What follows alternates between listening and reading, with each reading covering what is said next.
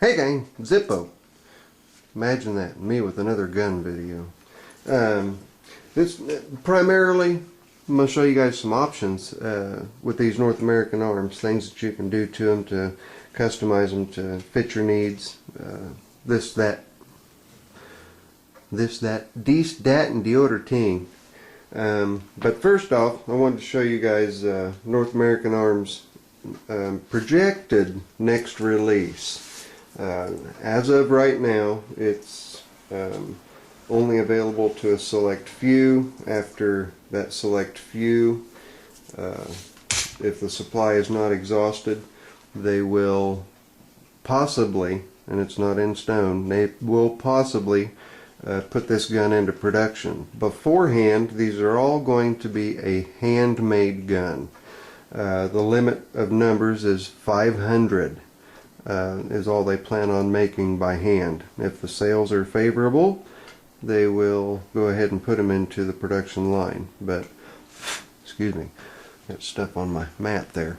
But as of right now, this is what is projected to be released. Now, hopefully, I'm going to be using a picture off of my little notebook. Hopefully, it'll come up with a whole bunch of lines on it. So let's see how we do here. There, and I've got the reflection of my light. See that? That's a North American Arms 22 WMR or Winchester Win Mag brake top brake. Pretty sweet looking gun. There's a lot of work entailed in getting this gun made right, and the price of the gun is going to be $4.99. So it's not a cheap gun, and it's a small gun. It's in the mini family, just like these guys. So look for that to come out. As soon as I get mine, I hope to be the first one up on YouTube with a review on it.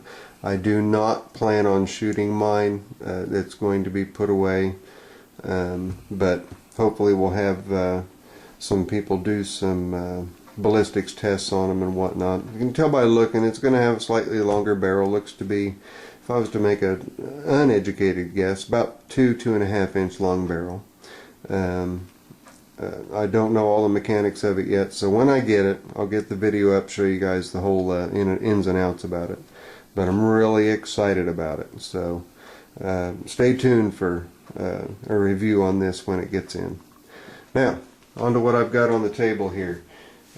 I've got, I guess, I don't know if I've got enough video searches or video watches or whatever that I'm now allowed to have 15 minutes, or if everybody gets 15 minutes, but I'm kind of liking that because I always feel rushed with 10 minutes. But anyway, I'm going to show you guys some grip options and carry options. I'm going to mention a couple of names. These names are real important for you guys to write down on your notepad next to your computer if you have anything at all to do with the North American Arms Minis, because I'm going to give you a couple of names of people who are absolutely gold in the industry, who can really help you out a lot as far as getting things that you need. One is an FFL dealer near me. Fred's the proprietor. It's called Ludco Gun Shop. He's located in Parker City, 10 miles east of Muncie. It takes me about 15 minutes to get to him from here. He will ship FFL to FFL. He is open 7 days a week. He actually on his sign says he's open 8 days a week. A little bit of Beatles push there. I'm going to go ahead and give you guys his phone number. That's 765-468-8136. When I say the man has an inventory of over, I would say conservatively 1,500 guns, I mean it. Anything you can think of that you might want, from a 50 cal all the way down to a 17 HMR, give him a holler. If he doesn't have it, and if Gunbroker doesn't have it, he will probably have it. His prices are fair. They're right in line with fair market value. That's where most of my minis have come from. I've used him to bring a couple of my guns into my shop. I'm going to read what the card says here a little bit. He's at 146 West Washington Street in Parker City. Area code's zip code's 47368. If you wanted to give him a a snail mail.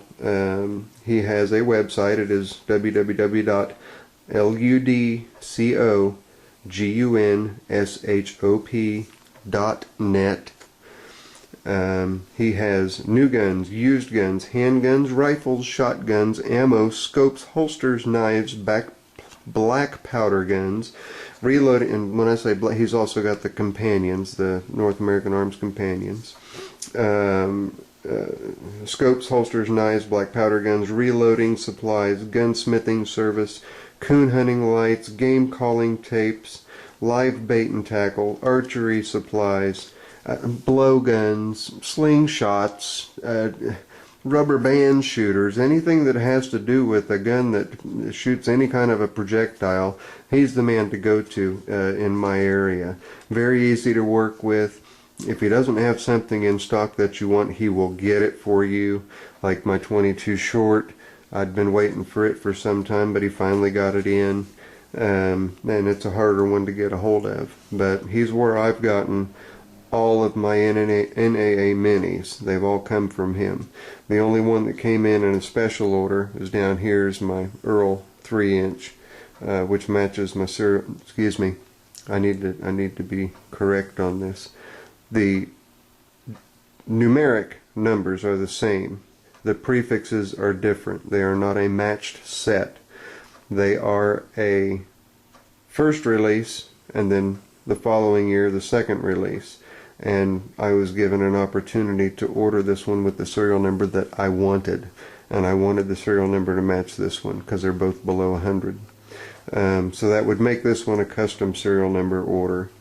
So do with that what you may. Call it what you may.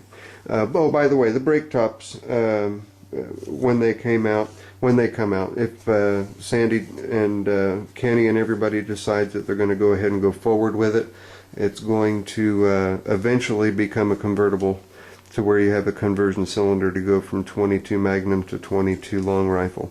As it's initially going to be distributed in the first 500, they're only going to be in the WMR, in the Magnum. So, on to some of the options that you've got. You've got the small belt buckle. Now guys, you've seen this in my other video. This will hold a 22 long rifle. We got that. You've got a variety of different types of grips. These are the oversized rubber grips. Over here on the Mini Master are rosewood laminated oversized grips. Mind you, a lot of the oversized grips that you're going to buy may need a little bit of tinkering to get them to fit into the frames correctly. Not all the frames are identical to the grips. They're all fitted to the grips at the factory. So you may have to do a little bit of whittling here and there with your Dremel. Just bear that in mind. Okay, we've got a stock set of the 22 long rifle and a stock set of the 22 Magnum. You can see the size difference. Nice thing about the 22 Magnums is any 22 mag you have, even if you buy it as a 22 WMR only, you can send it in and the gunsmith in-house will take a 22 long rifle cylinder designed for the Magnum frame, whether it be a bull cylinder or fluted, and they will time it correctly to your particular gun and allow you to turn your 22 WMR into a conversion that has the 22 long rifle cylinder as well. Having said that, on to some more of the options. We've got standard rosewood grips on my Pug. Is it sitting on the table? Yep. I have the silver and black, and I think they look really sharp. They're really good looking. This is the original grips that are on the Pug when you purchase it. I just, personally, to me, I didn't like them. And if I would have read some of the posts beforehand, I wouldn't have ripped mine. I would have known to have soaked it in soap to get it out without ripping it. But I just don't care for it. It's not necessarily cheap. You see a lot of the other larger gun manufacturers using them. But I just didn't like it. I like the look of the wood. You got faux pearl. You can also buy mother of pearl. They're very expensive. But if that's what you want, you can get them. So you can get these on the North American Arms website, and you can get the standards on the North American website. You can get the oversized rosewoods on the North American Arms website for the 22 long rifle or the Magnum frame, either or. Some of the other options, I showed you the one belt buckle. This is another belt buckle option. This one's kind of cool. It actually comes with these aluminum grips that you install on your gun, and I think that's just an awesome looking belt buckle.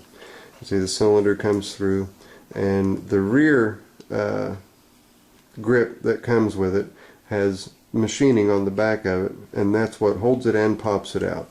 It's got a spring on one side that when you push the button, the button is right down here where my thumb's at.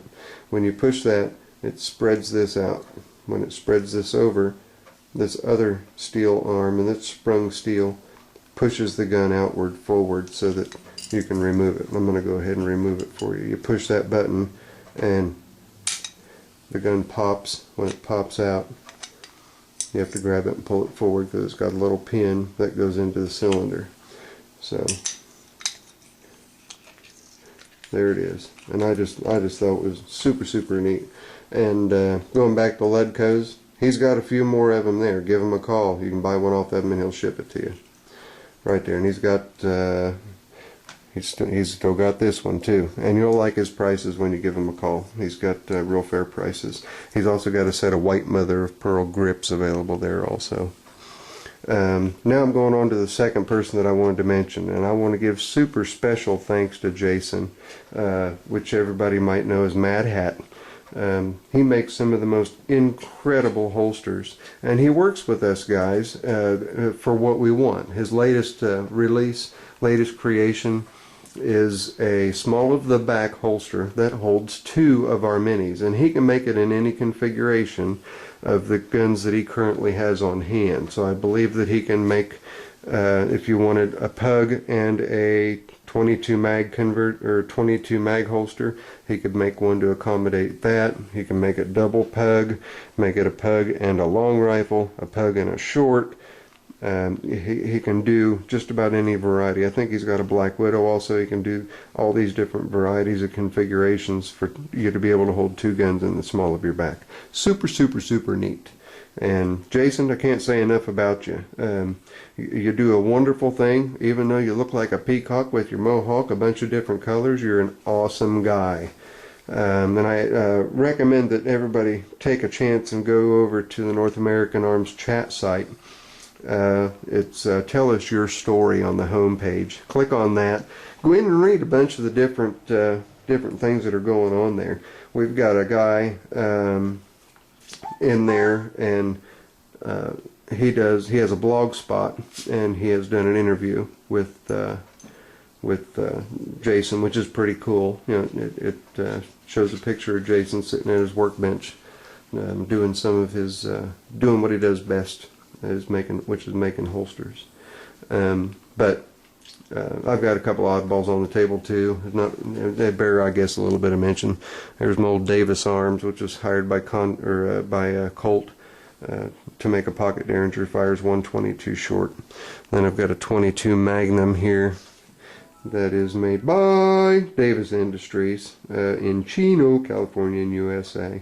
I got it at an auction and I bought it right, so I only was a little under $100 for it. So, and it's a nice little Derringer, nice little 2-shot.